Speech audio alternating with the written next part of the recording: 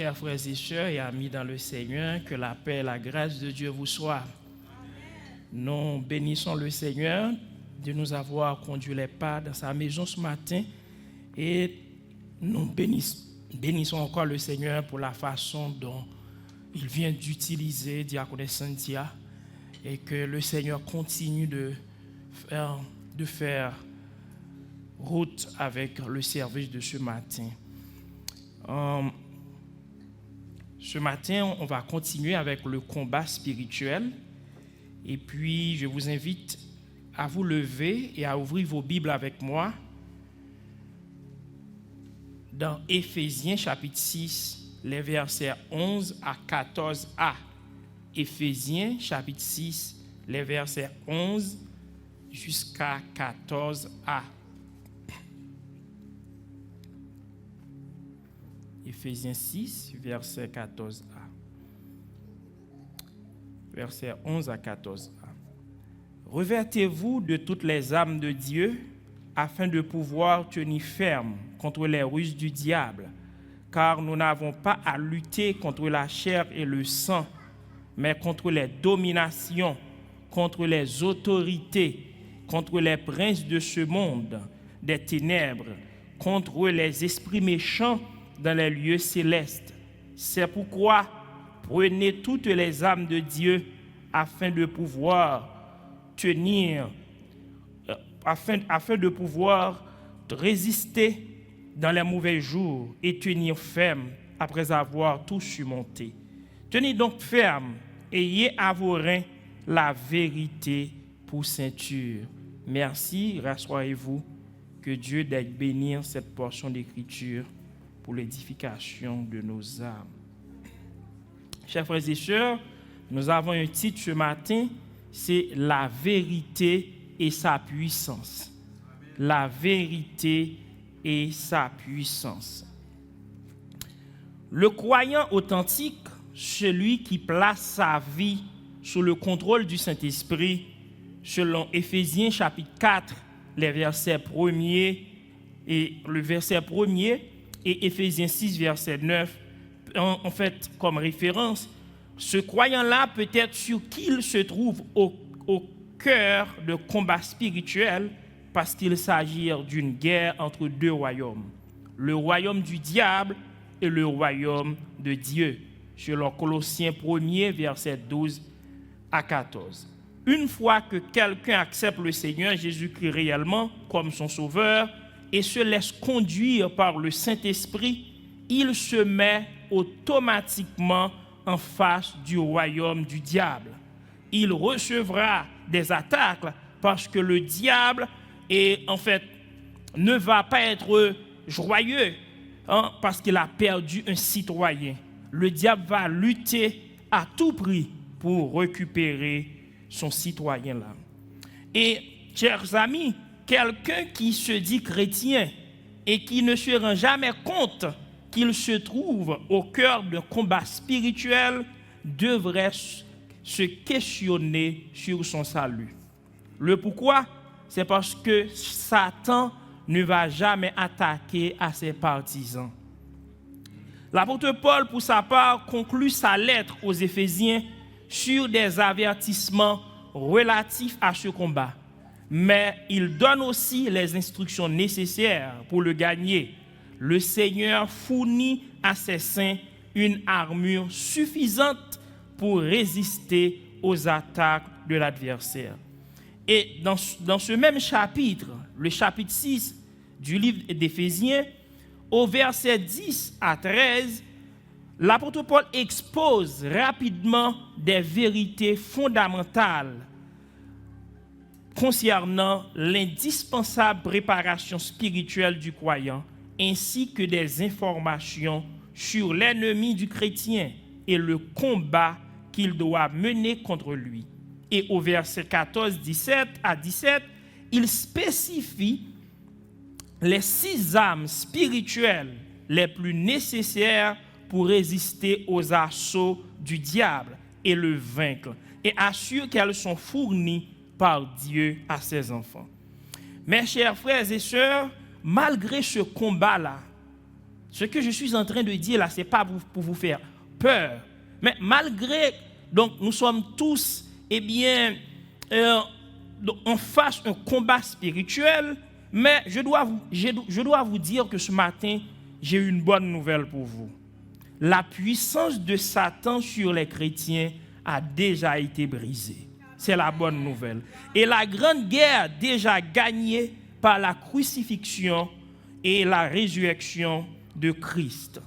Par elle, la victoire ultime a été remportée sur la puissance du péché et de la mort. Selon 1 Corinthiens 15, les versets 56 à 57, Hébreux 2, verset 14. Néanmoins, notre vie sur la terre est marquée par de perpétuelles batailles contre la tentation. La puissance du Seigneur, la force de son esprit et celle des vérités bibliques sont indispensables à la victoire. Si vous voulez regarder 2 Corinthiens 10, verset 3 à 5. Mais maintenant, nous n'avons pas beaucoup de temps, allons directement au texte lu. Éphésiens 6, le verset 11. Revêtez-vous de toutes les armes de Dieu. Revêtez-vous de toutes les armes de Dieu. Donc, revêtez-vous, ce verbe-là, donc, attire mon attention. Revêtez-vous implique une notion de permanence. Le chrétien devrait rester sa vie durant revêtu de cette armure. Pour cette analogie avec la défense spirituelle du croyant, Paul utilise l'armure communément portée par les soldats romains. Il affirme qu'elle est indispensable si l'on tient à défendre fermement ses positions contre les assauts de l'ennemi. Paul utilisait l'image d'un soldat romain pour illustrer notre combat spirituel. Et Paul a présenté 6 armes nécessaires si nous voulons vaincre, si nous voulons vaincre l'ennemi, si nous voulons gagner cette bataille-là. Et tout à l'heure, je vais vous présenter ces 6 armes spirituelles. Et revêtez-vous de toutes les armes de Dieu afin de pouvoir tenir ferme contre les ruses du diable. Pour tenir ferme contre les ruses du diable, nous devons nous revêtir de toutes les armes de Dieu. Et le mot ruse, le mot grec qui traduit ruse signifiant poursuite par des voies détournées. Il évoque l'astuce, la fourberie, les manœuvres et les tromperies. Le diable cherche tous les moyens pour nous faire tomber. Il utilise toutes les astuces pour nous faire perdre la bataille. Les plans de Satan se propagent au travers du système du monde mauvais sur lequel il règne et ils s'accomplissent au moyen des esprits démoniaques. Ruse, un terme exhaustif qui inclut tout péché, toute pratique immorale, toute fausse théologie ou religion, tous les attraits trompeurs du monde. Donc, nous devons nous revertir pour arriver à vaincre cet ennemi-là, à savoir Satan le diable. Le verset 12, car nous n'avons pas à lutter contre la chair et le sang, mais contre les dominations, contre les autorités, contre les princes de ce monde des ténèbres, contre les esprits méchants dans les lieux célestes. Le mot lutter ici, désignant le combat pour les soldats romains à l'époque, désignant un combat corps à corps mené par les soldats, les lutteurs utilisent des prises pour tromper leurs adversaires. N'hésitent pas à tricher comme le font Satan et ses démons lors de leurs attaques. Et vérité et justice sont indispensables pour lutter contre les tentations trompeuses. D'où notre titre ce matin, c'est la vérité et sa puissance. Et en fait, vous voyez ici au verset 12, mais contre les dominations, les autorités, contre les principes de ce monde des ténèbres. Ce n'est pas contre la chair, ce n'est pas contre une personne, une personne quelconque, mais c'est contre les esprits démoniaques, les esprits de ce monde. C'est Satan, lui, donc qu'est-ce qu'il fait? Satan a bien organisé son monde, a bien structuré son armée là. Et ces forces-là sont des forces destructives, très structurées pour nous convaincre, selon Colossiens 2, verset 15 et 1 Pierre 3, verset 22. Le verset 13, c'est pourquoi prenez toutes les âmes de Dieu afin de pouvoir résister dans le mauvais jour et tenir ferme après avoir tout surmonté. C'est pourquoi prenez toutes les âmes de Dieu. Ici, Paul souligne à nouveau la nécessité pour le croyant de s'approprier la pleine armure spirituelle de Dieu, par son obéissance, à la saisir ou s'en revertir. Le verset 11. Et ici, vous voyez que les trois, nous allons citer maintenant donc, les âmes spirituelles. Paul mentionne ici 6 âmes par lesquelles nous pouvons vaincre l'ennemi. En fait, vous allez voir au verset 14, nous avons la vérité pour ceinture. Deuxièmement, la cuirasse de la justice. Troisièmement, le zèle que donne l'évangile. Et quatrièmement, le bouclier de la foi. Cinquièmement, le cage du salut. Et sixièmement, l'épée de l'esprit. Mais les 3 premières parties de la mure, ceinture, cuirasse et chaussures, ne quittaient jamais les soldats romains sur le champ de bataille. Les 3 derniers, casque, épée, étaient gardés à la portée de main, prêtes à l'emploi pour le moment où le combat commençait vraiment. Et ici, le mot mauvais jour, ici, selon John MacArthur, dans ses commentaires sur le livre d'Éphésiens, John MacArthur nous a dit que depuis la chute de l'homme, chaque jour a été mauvais, état qui persistera jusqu'au retour du Seigneur, lorsqu'il établira son royaume de justice sur la terre. Tenir ferme après avoir tout surmonté. L'objectif à atteindre, c'est de tenir contre l'ennemi sans faiblesse, sans relâche. Jacques 4, verset 7. Soumettez-vous donc à Dieu, résistez au diable et il fuira loin de vous. Donc c'est de résister sans relâche.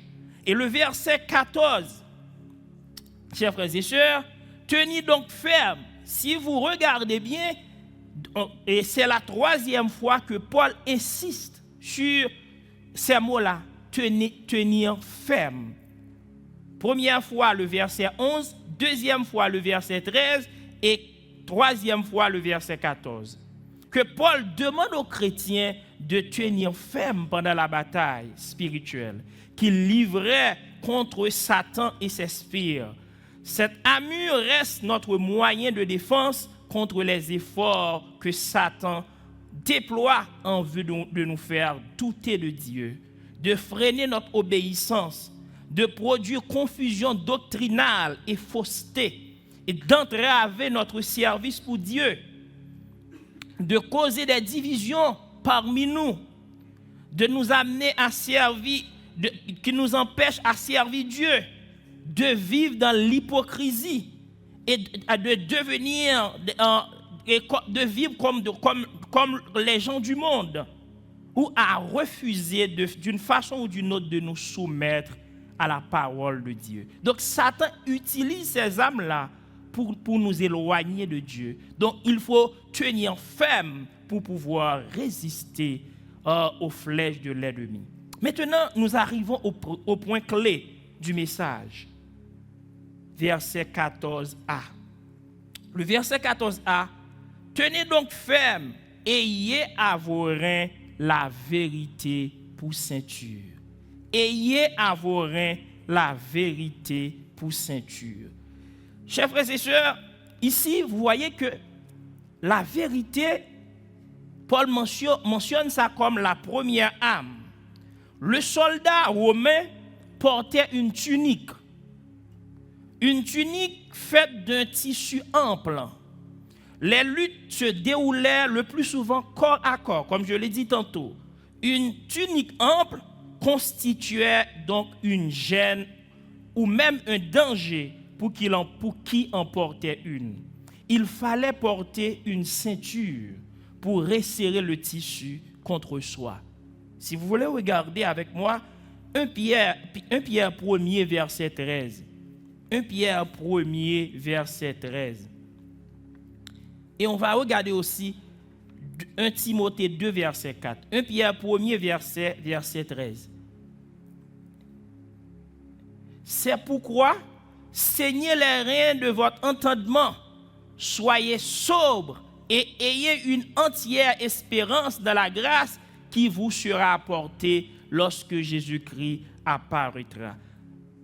Saignez vos reins dans le combat spirituel. Donc c'est comme le soldat romain a besoin de serrer ses reins parce que la tunique qu'il portait là peut le gêner. Sans cette ceinture et en fait sa victoire là sera vouée à l'échec. Et maintenant 1 Timothée 2 verset 4. 1 Timothée 2 verset 4. 1 Timothée 2 verset 4. Qui veut que tous les hommes soient sauvés et parviennent à la connaissance de la vérité. La vérité. Oh, très bien, merci. Chers frères et sœurs, ici, on voit que on rassemblait tous lors de la tenue pour se tenir prêts au combat. Et ici, j'aimerais que vous répétiez avec moi, chers frères et sœurs, que rien ne me gêne dans le combat de la foi, que la vérité de Dieu manifeste en moi. Est-ce qu'on peut répéter? Que rien ne me gêne dans le combat de la foi, que la vérité de Dieu manifeste en moi. Donc, pour le soldat romain, la ceinture là, donc c'est l'aide à combattre. La ceinture là, en fait, le délivre de toute gêne. De même aussi pour nous comme chrétiens. Si pour le soldat romain là, il avait besoin d'une ceinture physique, mais pour nous comme chrétiens, nous avons besoin d'une ceinture spirituelle. Et cette ceinture-là n'est autre que la vérité. Et la ceinture qui rassemble tous les pans spirituels, c'est la vérité, ou mieux encore la sincérité. C'est la vérité encore, il s'agit d'un engagement sincère à se battre sans hypocrisie, dans la maîtrise de soi, le dévouement jusqu'à la victoire. Tout ce qui gêne doit être mis de côté. Chers frères et sœurs, et l'apôtre Pierre nous dit, donc, qui veut que tous les hommes soient sauvés et parviennent à la connaissance de la vérité. Ce que Dieu veut, nous devons vivre dans la vérité. Donc, Paul illustre la vérité comme une sorte de ceinture. Dieu nous appelle à la vérité. Et nous allons voir pourquoi nous devons vivre dans la vérité. Nous allons voir quelques informations concernant la vérité. Pourquoi nous devons vivre dans la vérité, chers frères et sœurs? C'est parce que, premièrement, Dieu est un Dieu de vérité.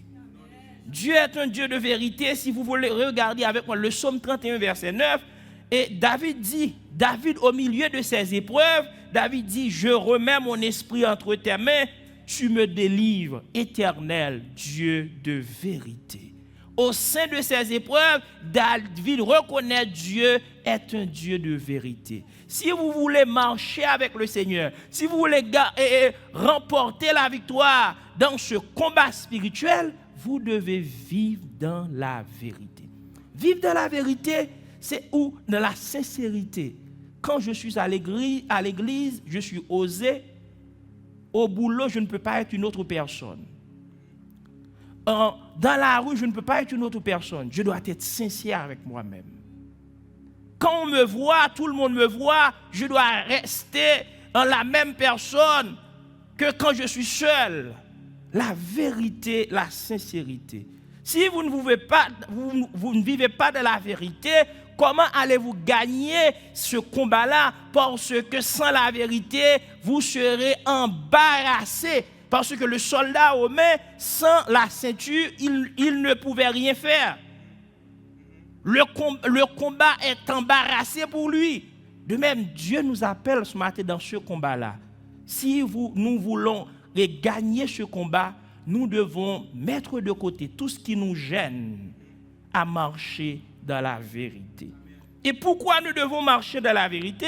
C'est parce que notre Dieu est un Dieu de vérité.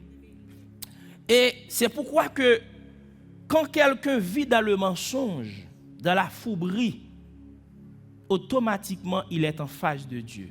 Le pourquoi? Parce que dans Jean 8, verset 44, Jean 8, 44, la Bible nous dit, eh bien, tout ce qui pratique le mensonge, il a comme père qui? Le diable. Il a comme père le diable et à ce moment-là, il ne peut être en communion avec Dieu.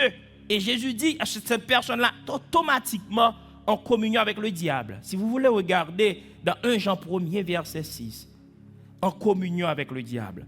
Donc, ce matin, avec qui êtes-vous en communion? Est-ce que c'est avec Dieu ou avec le diable? Et deuxième raison, deuxième vérité concernant deuxième information concernant la vérité. Nous devons pratiquer la vérité parce que la parole de Dieu est véridique. Jean 17, verset 17, Jésus prie, dit, Père, consacre-les par ta parole est la vérité. Et le croyant, troisièmement, le croyant devrait adorer Dieu. Comment? Avec ce même esprit, dans la vérité. Jean 4, 24, Dieu est esprit.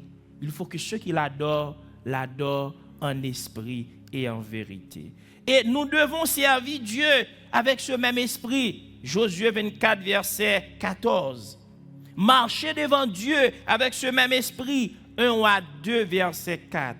La considérer de inestimable. Proverbe 23, verset 23. Est-ce qu'on peut projeter Proverbe 23, verset 23? Proverbe 23, verset 23. Donc, pour le chrétien, en fait, la vérité doit être inestimable. Proverbe 23, verset 23. Acquiert la vérité et ne la vend pas. La sagesse, l'instruction et l'intelligence. Pour nous les chrétiens, la vérité doit être sans prix. Parce que c'est la vérité qui nous fait ressembler à Jésus. Ensuite, non seulement la vérité doit être sans prix pour nous, nous devons aussi dire la vérité à nos frères. Regardons Éphésiens 4, verset 25. Éphésiens 4, verset 25. Éphésiens 4, verset 25, Paul exhorte les chrétiens d'Éphèse de pratiquer la vérité entre eux, de dire la vérité les uns aux autres. C'est pourquoi renoncez au mensonge et que chacun de vous parle selon la vérité à son prochain, car nous sommes membres les uns des autres. C'est la chose la plus courante, le mensonge. Et personne ne peut se tenir pour dire « je n'ai jamais menti ». Mais comme chrétiens, nous devons lutter contre ce fléau. Nous devons lutter contre le mensonge parce que sans ça, donc nous ne pouvons pas vaincre notre ennemi. Et c'est l'une des armes indispensables dans le combat spirituel. Et la vérité est un fruit de l'esprit, Éphésiens 5, verset 9, fait partie de l'armure chrétienne. Mais pourquoi même? Maintenant, voyons le bénéfice de la vérité. Quand Dieu nous demande de pratiquer la vérité, dans le combat spirituel, nous avons besoin de la vérité. Mais en vivant sur cette terre, quel est le bénéfice de la vérité? Voyons le psaume 34, verset 13 à 14. Psaume 34, verset 13 à 14. 13 et 14.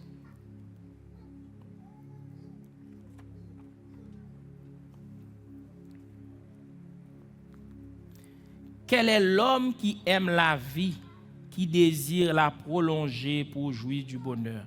Ce matin-là, je pense que tout le monde aime la vie, pas vrai? Personne n'aurait aimé aller au cimetière de très tôt.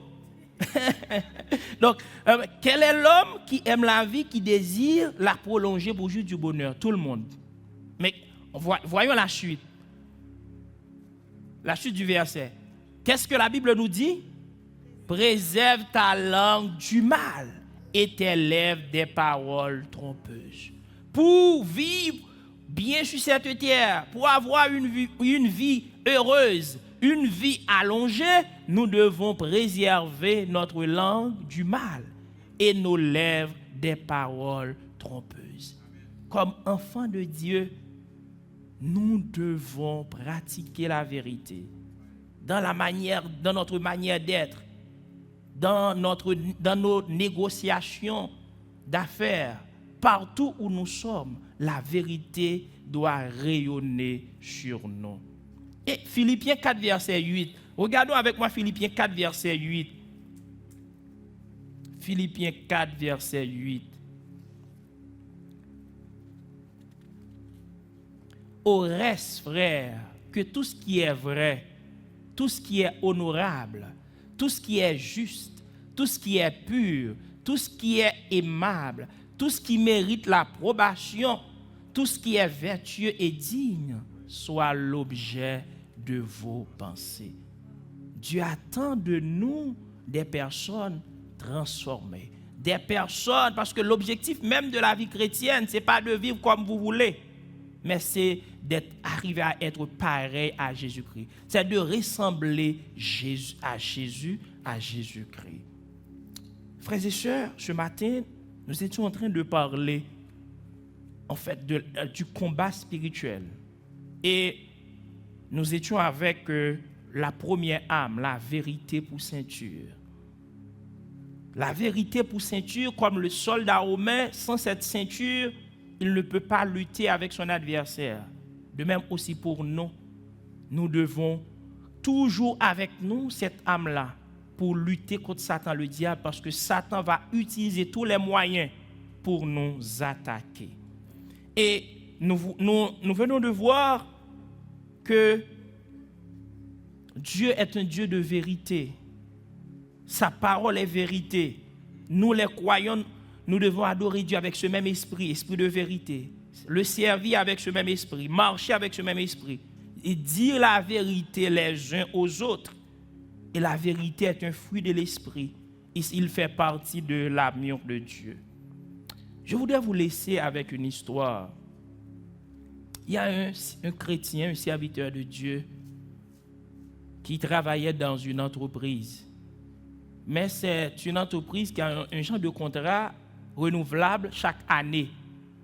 Si ça allait bien, donc l'année passée, donc on peut continuer pour l'année prochaine.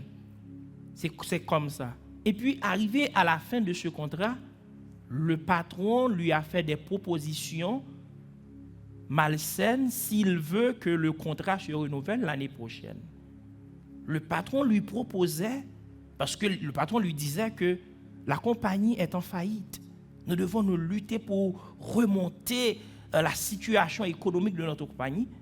Si tu veux garder en fait ton emploi, tu dois accepter de changer les chiffres quand les manifestes arrivent. Si vous recevez 100 boîtes, vous devez dire que vous recevez 70. Vous devez déclarer qu'il y a des produits endommagés. Comme ça, on va économiser d'argent. Et tu peux garder ton emploi. Et le serviteur a dit, il était en train de réfléchir. Il a dit au patron, donne-moi le temps de réfléchir et je vous reviendrai. Le lendemain, le serviteur retournait au boulot. Le patron a dit, et la réponse, il a dit, patron, malheureusement, ma foi ne me donne pas cette permission, je ne peux pas. Et puis, le patron a dit, malheureusement pour vous aussi, on ne peut pas continuer avec vous, on va chercher quelqu'un qui peut faire ce genre de travail-là. Et puis, il est parti en chômage. Oh, c'était dur pour lui, c'était difficile pour lui. Mais ce serviteur-là se souvenait d'un verset biblique. 2 Chroniques 16, verset 9a. Est-ce qu'on peut projeter de ce verset-là? 2 Chroniques 16, verset 9a. Le patron voulait l'induire en erreur. Voulait que ce serviteur-là jette son âme puissante là, à savoir la vérité. Mais lui, il savait quelque chose. Il retenait quelque chose d'important.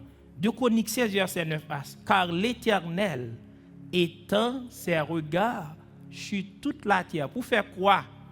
Pour soutenir ceux dont le cœur est tout entier à lui. Si vous ne trouvez aucun soutien, vous savez pourquoi? Parce que Dieu ne vous trouve pas selon son cœur. L'Éternel étend. Qu'est-ce que Dieu fait chaque jour, chers frères et sœurs? Il étend ses regards sur toute la terre. Pour faire quoi? Pour soutenir. Dieu veut vous soutenir. Arrangez-vous pour mettre de côté tout ce qui vous gêne. Et il ne faillira jamais à ses missions. Et l'une des choses que Dieu aime faire le plus, c'est de bénir. L'Éternel étend ses regards sur toute la terre pour soutenir ceux dont le cœur est tout entier à lui. Je vous recommande ce verset. À chaque fois que vous vous trouvez dans une situation qui vous demande à négocier votre foi et l'avantage qui paraît devant vous. Pensez à ce verset-là. L'Éternel étend ses regards sur toute la terre pour soutenir ceux dont leur cœur est en tout entier à lui.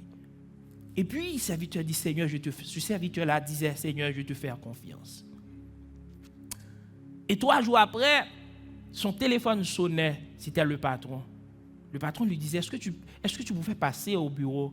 Pas de problème. Et puis quand il arrivait, le patron lui disait, tu sais, c'était juste un test. Je voudrais juste te donner une promotion, je veux voir comment tu travaillais, mais je voudrais, est-ce que vous étiez vraiment sincère? Dit, dès aujourd'hui, tu es mon assistant. Quel témoin? Le patron dit, tu es un bon chrétien. Quel témoignage pour l'évangile. Est-ce que vous donnez du bon témoignage là où vous travaillez? Est-ce que vous donnez du bon témoignage à travers vos affaires, à l'école, là où vous passez? Dieu attend que vous soyez toujours un porteur de lumière là où vous passez. Chers frères et sœurs, s'il y a parmi vous ce matin-là, qui m'écoutez, qui ne connaissez pas encore le Seigneur et qui n'êtes pas encore dans la vérité, je vous conseille de changer de père.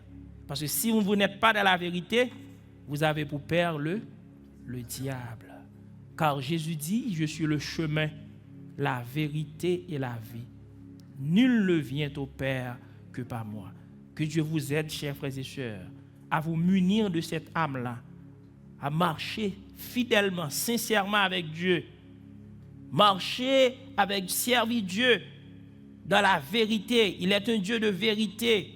Son esprit est un esprit de vérité. Sa parole est véridique. Dire la vérité à vos prochains. Agir en toute vérité. C'est ainsi que vous aurez de la victoire dans ce combat. Que Dieu vous bénisse, chers frères et sœurs. Maintenant, nous invitons le frère Jonathan pour les annonces et les offrandes.